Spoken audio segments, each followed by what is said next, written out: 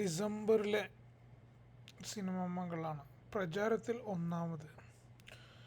എന്നെ ആദ്യമായി കെട്ടിപ്പിടിച്ച നടൻ അനുഷ്ക ശർമ്മയുടെ ഗ്ലാമർ പ്രദർശനം, ജീവൻ പണയം വെച്ച കമൽഹാസൻ, ഇതൊക്കെയാണ് മെയിൻ ആർട്ടിക്കിൾസ്. കന്യക, കേരളസ് നമ്പർ 2 വുമൻസ്, ഫസ്റ്റ് ഏതാണെന്ന് അറിയില്ല. പഞ്ചായത്തുകൾ തോറും നല്ല സിനിമ പ്രദർശിപ്പിക്കണം. ഇത് നമ്മുടെ ഇൻ്റർനെറ്റ് വ്യാപകമാകുന്നതിൻ്റെ മുമ്പ്, അല്ലെങ്കിൽ OTT പ്ലാറ്റ്ഫോം കഴിഞ്ഞ ശേഷമാണല്ലോ. അപ്പോൾ നെറ്റ് എല്ലാവരുടെ കയ്യിലും അവൈലബിൾ ആവുന്നതിൻ്റെ മുമ്പുള്ള ചർച്ചകളാണ്. അഭിലാഷിൻ്റെ യാത്ര, മമ്മൂട്ടി അഭിലാഷ് എന്നൊക്കെ പറഞ്ഞിട്ട് സിനിമ ഉണ്ടോ? ആദ്യം മാത്രം എഴുതിയ കഥയിലെ ഗ്രാമവും അതിലെ കഥാപാത്രങ്ങളെയും തേടി അഭിലാഷ് ഇറങ്ങി തിരിച്ചപ്പോൾ പുതിയൊരു അന്വേഷണമായി. മമ്മൂട്ടി അഭിലാഷ് എന്ന പേരിൽ അഭിനയിക്കുന്ന സിനിമയെക്കുറിച്ച് അറിയുന്നവർ ബന്ധപ്പെടുക. സോഫ്റ്റ്വെയർ എഞ്ചിനീയറാണ് അഭിലാഷ്. പണ്ട് നാസയ്ക്ക് വേണ്ടി വിൻഡോസ് മീഡിയ പ്ലെയറിൽ സോഫ്റ്റ്വെയർ ഉണ്ടാക്കിയ അതേ സോഫ്റ്റ്വെയർ എഞ്ചിനീയറായിട്ടാണ് അഭിനയിക്കുന്നത് എന്നാണ് അറിയാനുള്ളത്. മമ്മൂട്ടിക്ക് ഡ്യൂപ്പ് ഇടത്തും വലത്തുണ്ടോ? മറ്റേത് കൺവിൻസിങ് സ്റ്റാർ ആയിരുന്നു അല്ലേ? പൂനം ബജുവ, ഇത് ഏത് പടം? കരുണനായ അഭിലാഷ ഇരട്ട വേഷത്തിലാണ് മമ്മൂട്ടി. ശിക്കാരി, കന്നഡത്തിലത്തെ ഏതൊരു പടമാണ്. അപ്പോൾ ടിനി ടോമിനെ കൊണ്ടുപോയപ്പോൾ ഡ്യൂപ്പ് മലയാളം സംസാരിക്കുന്ന ഡ്യൂപ്പാണെന്ന് പറഞ്ഞു അത്ര. എന്നെ ആദ്യമായി കെട്ടിപ്പിടിച്ചതാണ് ലക്ഷ്മിപ്രിയ. ഇവളൊക്കെ 15 വർഷം മുമ്പും ആക്റ്റീവാണ്.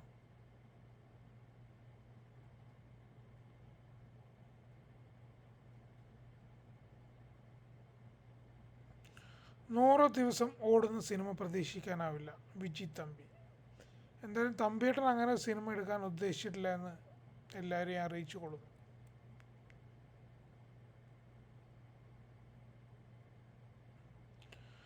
നിർമ്മാതാക്കൾ തങ്ങളുടെ മുന്നിലെത്തുന്ന സംവിധായകനെന്ന് പറയുന്ന വ്യക്തിയെക്കുറിച്ച് കൂടുതൽ പഠിക്കാൻ തയ്യാറാവണം. അപ്പോൾ പിന്നെ അവർ നിർമ്മിക്കില്ല. As simple as that. പഠിച്ചിട്ട് വിമർശിക്കും സുഹൃത്തെ എന്നാണ് ഇപ്പോൾ അന്യം നിന്ന് പോയ മറ്റൊരു ഡയലോഗ്. ഇന്നസെൻറ്റിൻ്റെ കഥകൾ.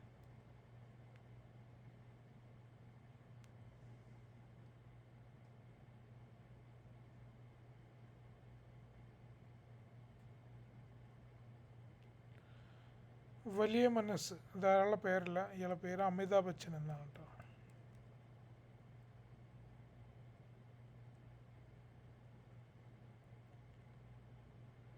ഭാഗ്യ ലൊക്കേഷനോ ദുബായിൽ ഷൂട്ടിങ്.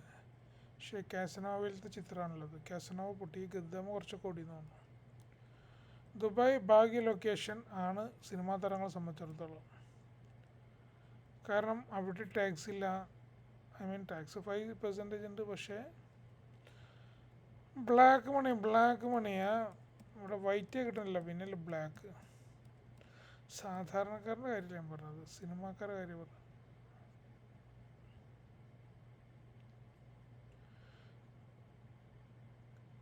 എനിക്ക് വളരെ ഇഷ്ടമുള്ള ഒരു ആക്ടറാണ് മമ്മൂട്ടി.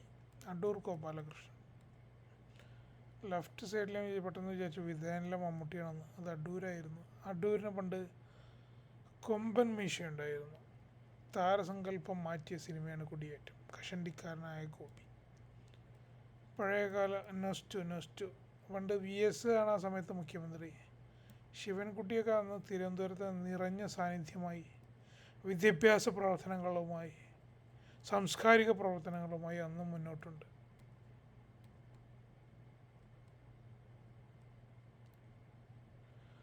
ഡെലിഗേറ്റ്സുകൾ ഷാജി കൈലാസ്, സുരേഷ് കുമാർ, മണിയമ്പിൾ രാജു, തിരുവനന്തപുരം, എല്ലാ ടീംസും ഉണ്ട് അവിടെ.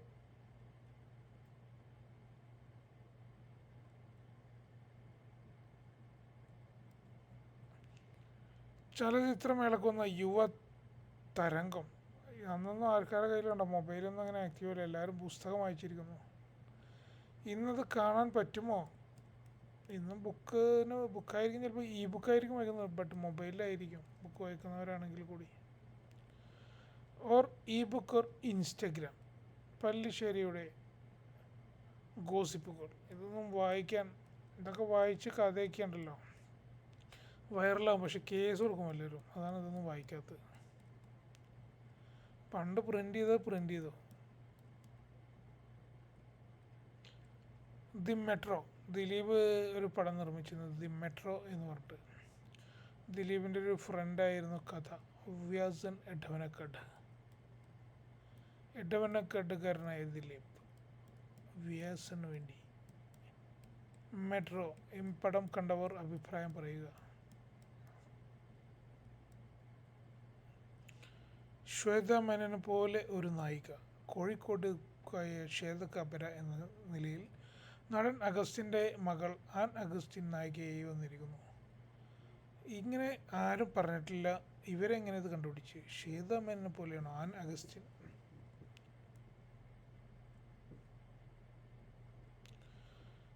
ജീവൻ പണയം വെച്ച കമൽഹാസൻ പലതും പണയം വെച്ചിട്ടുണ്ട്. പണ്ട് മറ്റേ നമ്മുടെ ഒരു പടം ഇറങ്ങിയില്ലേ, അത് വീട് പണയം വെച്ചിട്ടാണ് സിനിമ എടുത്തതെന്ന് പറഞ്ഞിരുന്നു. അത് ഹിറ്റായി. വിശ്വരൂപം. ജീവൻ പണയം വെച്ച് മന്മഥൻ അമ്പിൻ്റെ സമയത്ത് കാളകളുമായിട്ട് ഷൂട്ട് ചെയ്തത് അതാണ് പറയുന്നത്. അന്ന് അത്ര ഗ്രാഫിക്സും കാര്യങ്ങളൊന്നും ഇല്ലല്ലോ, ഉണ്ടെങ്കിൽ തന്നെ നല്ല ബഡ്ജറ്റില്ല. അപ്പോൾ മിക്കവാറും ജീവൻ പണയം വെക്കാൻ സാധ്യതയൊക്കെ ഉണ്ട്. ടൂർണമെൻറ്റ്. ഫഹദ് ഹാസിൽ. അന്നത്തെ കോമഡി.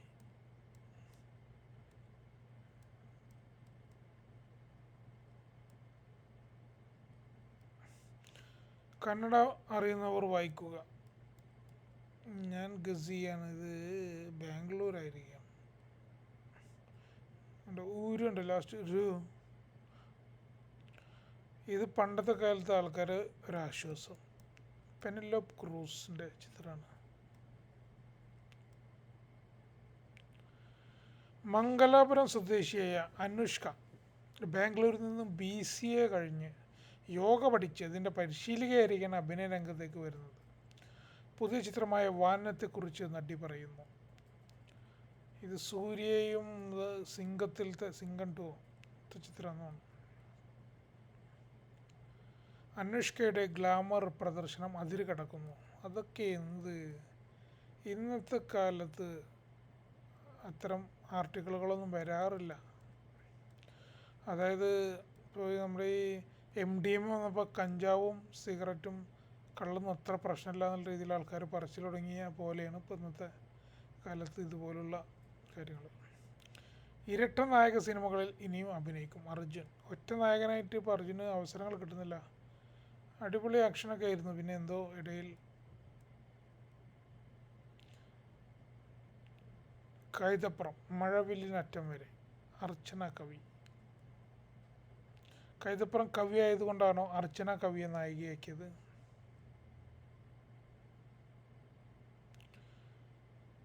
ഗാനദർപ്പണം. വന്നെത്തും നീ ചൊല്ലുന്നതാരോ വിണ്ണിൻ കേൾക്കും മന്ത്രം പോലെ. കനവുകളിൽ പതിയെ പതിയെ കിലുകിലുവള്ളയുടെ ചിരിയുണരും. നിന്റെ സ്വരങ്ങൾ കേൾക്കും. വില കുറഞ്ഞ സംഭാവന. പൃഥ്വിരാജ്. 3 നടികളുടെ ചുംബനം. ഷാജി കരാട്ടുപാറ നടിയുടെ പേരല്ല, അത് ആർട്ടിക്കിൾ എഴുതിയ ആളെ പേരാണ്. ഇത് അഞ്ജലി. ലക്ഷ്മി റായ് മുകളിൽ വേറെ നടി. ഇത് വേറെ ക്ലാസിക്. നിശബ്ദമായി സഹിക്കുന്നത് എന്തിന്? Roy medical hall. ഇവരുടെ ആഴ്ച. ജയസൂര്യ പ്രിയദർശനാകുന്നു. ജഗതി. പിന്നെ റഹ്മാൻ, സുരേഷ് ഗോപി. ഇവരൊക്കെ ഈ ആഴ്ചയിലെ വിശേഷങ്ങളാണ്. ഇവരൊക്കെ പലരും ഇപ്പോഴും ആക്റ്റീവായിട്ടുണ്ട്. ഹരിഹരന് പ്രേം നസീർ ഫൗണ്ടേഷൻ അവാർഡ് കിട്ടിയെന്നാണ് ഒരു വാർത്ത. അരപ്പെട്ട കിട്ടിയ ഗ്രാമത്തിനെ കുറിച്ചിട്ടുള്ളൊരു ആർട്ടിക്കിൾ. അതിൻ്റെ റീമേക്ക് ചെയ്യാനുള്ള പ്ലാൻ പണ്ടുണ്ടായിരുന്നു. പിന്നെ വന്നിട്ടില്ല എന്തായാലും. TV ന്യൂസൊന്നും അന്നും ഇന്നും എന്നും ഒരു പ്രാധാന്യമില്ലാതെ പോയിക്കൊണ്ടിരിക്കുകയാണ്. മുരുകൻസ്. ഇന്ദ്രൻസിൻ്റെ ആരാന്ന് തോന്നുന്നു മുരുകൻസ്. എന്തായാലും കല്യാണം കഴിഞ്ഞു. അവരുടെ മകനും മകളും ഒക്കെ കല്യാണം കഴിഞ്ഞു. യാത്ര തുടരുന്നു. സിനിമയുടെ പേരായിരിക്കാം. തുടരട്ടെ യാത്ര. അത് കണ്ടവരാരുണ്ട് പറയണം. ഗിന്നസ് പക്രു, അന്ന് ഉണ്ടപ്പക്രു എന്നൊക്കെ പറയുന്നത്. പണ്ട് ബോഡി ഷേമിംഗ് ഒന്നും അത്ര അത് കോമഡി ആയിട്ട് അവരെന്നെ ഉപയോഗിച്ചിരുന്നതാണ്. ഇപ്പോൾ ബോഡി ഷേമിംഗ് ഒക്കെ പ്രശ്നമാണ്. എന്തായാലും ഗിന്നസ് ബുക്കിൽ കയറിയപ്പോൾ ഗിന്നസ് പക്രുവായി മാറി. തമിഴിൽ സൂര്യക്കൊപ്പം 7-ാം അറിവ്, വിജയ്ക്കൊപ്പം കാവലൻ ഒക്കെ അന്ന് ആക്റ്റീവായി അഭിനയിച്ചു വരുന്ന സമയമാണ് പക്രു. ഇവരെ മറന്നു. രസിക. രസികയെ മറക്കാത്തവർ ലൈക്ക് അടിക്കുക. Mini vision.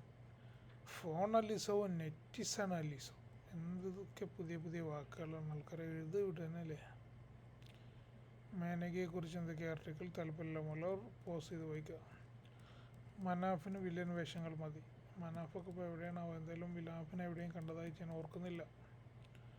ഇളയഞ്ചൻ. അന്നങ്ങനെ താല്പര്യമുള്ളവർക്ക് നമുക്ക് ഫോട്ടോ അയച്ചു കൊടുക്കായിരുന്നു. പണ്ട് മമ്മൂട്ടിക്ക് അങ്ങനെ മാഗസീനിൽ ഏതിലൊക്കെ കൊടുത്തിരുന്നു എന്ന് പറഞ്ഞു കേട്ടിട്ടുണ്ട്. അഭിനയിക്കാൻ താല്പര്യമുണ്ട് എന്നൊക്കെ പറഞ്ഞിട്ട്. അന്ന് സോഷ്യൽ മീഡിയയിൽ ഇട്ടില്ലൊന്നുമില്ലല്ലോ. ഇതേത് പടം? ഷക്കീലക്ക് പകരം സോന. ഷക്കീലക്ക് പകരമായിരുന്നു സോന. ഇത് മറ്റൊരാശ്വാസം. ഇത് റോയ് മെഡിക്കൽ സെൻ്റർ. വലിയ പരസ്യം. ആരോഗ്യമില്ലെങ്കിൽ ആയുസ് കൊണ്ടെന്ത് പ്രയോജനം? മറ്റാരുമല്ല, നിശാന്ത് സാഗറാണ് ഈ ചോദ്യം ചോദിച്ചത്.